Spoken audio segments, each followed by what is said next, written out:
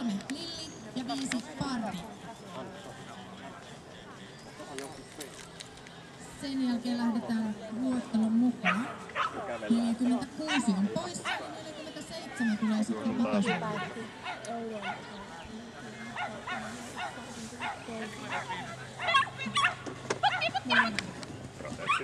Sieltä suuri palikka.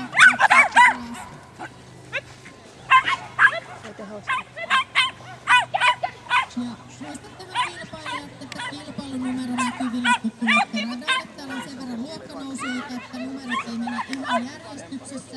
Tuomarisihteeri on huomattavasti helpompi laittaa tulokset oikeille koirille, kun näytätte sen kilpailunumeron ennen kuin startaatte radalle. Me ei taideta päästä ollenkaan, jos ei teillä